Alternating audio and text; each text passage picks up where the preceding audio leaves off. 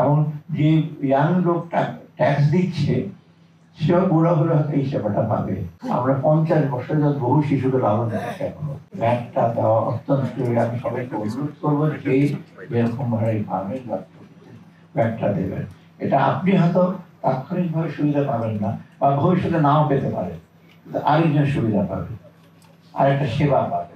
এই দিক থেকে সেটা আমরা সব বলি ট্যাক্সটা কুইক প্রো কিউ না, যেটা বলা হয় যে আমি ট্যাক্স দিলাম আমি সেই বেনিফিটটা পাবো, সবসময় যত সম্ভব।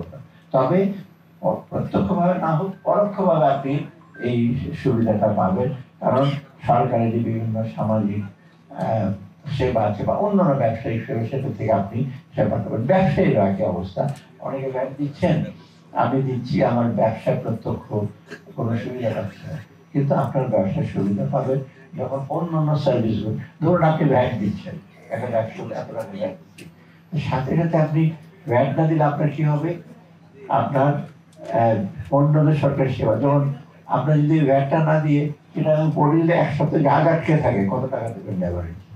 অর্থাৎ সরকারকে আপনি বলবেন আপনি ওটের আপনি সুবিধা দিন, আমার ট্রান্সপোর্ট সুবিধা, আইটি সুবিধা, সেটা না বলে খালি আপনি ক্যালকুলেট করছেন ভ্যাটের টাকা পাঠালাম, ওইদিকে যে টেবিলের নিচে যে অনেক টাকা চলে যাচ্ছে বা অন্যদিকে টাকা চলে যাচ্ছে সেইটা কিন্তু আপনার হিসাব করেন না।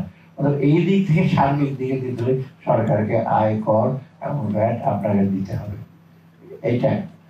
আর একটা জিনিস যেসব উন্নতি হয়েছে যেসব দেশ, বিশেষ আপনি নর্থ ইউরোপে দেখেন, স্ক্যান্ডিনেভিয়ান কান্ট্রিজগুলো, আমেরিকা ইউরোপে কিছু ট্যাক্স ভ্যাটের বা সামাজিক ব্যবস্থা একটু গরজ আছে, কিন্তু উত্তর ইউরোপে দেখবেন ওরা খুব হাই ট্যাক্স দেয়।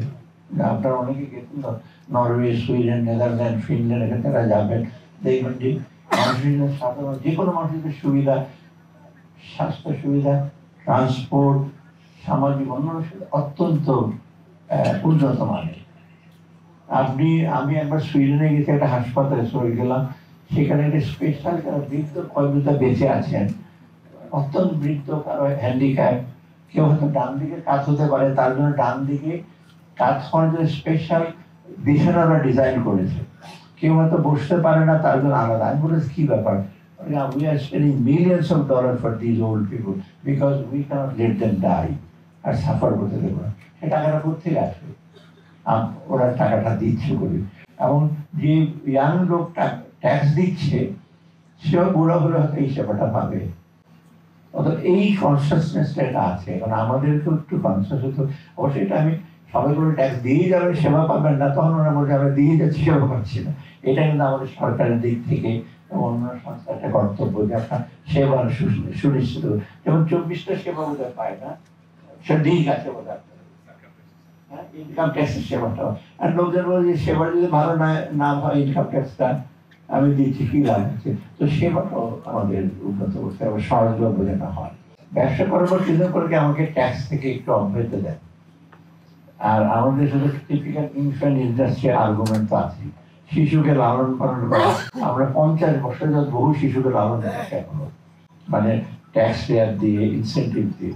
আর কতবার শিশুকে লালন করবো, আমি উদাহরণ দিলাম না, আপনারা অনেকে বুঝতে পারেন যেসব শিশু এখনো শিশুই রয়ে গেছে, শারীরিক দিকে বড় হয়ে গেছেন, কিন্তু ওরা নিজেকে বলে আমাদেরকে এখনো প্রোটেকশন দেয়। এই প্রোটেকশনের দিন কিন্তু চলে গেছে। আমরা আস্তে আস্তে আমরা ডেভেলপিং কান্ট্রিতে 2026 এইসব সুবিধা কিন্তু থেকে আমাদের কিন্তু বেরিয়ে আসতে হবে, না হলে কিন্তু আমরা কম্পিটিটিভ হতে পারবো। এসব সব মাথায় রেখেই সবাইকে আমি অনুরোধ করবো আপনারা ট্যাক্স দেবেন। আর আমাদের যারা কর্মকর্তা তারাও একটু ফ্রেন্ডলি হবেন, মানে একবারে জোর করে আদায় করে নিয়ে আসবেন, যদি অসুবিধা হয় শুনবেন এবং তাদেরকে যথাসম্ভব কনফারেন্স করে তাদেরকে একটু সহায়তা করেন। তবে বিশেষভাবে যারা ক্ষতিগ্রস্ত হয় অথবা যাদের দরকার কিছু উৎস, সেটা সরকার থেকে নিশ্চিত বিবেচনা করবে।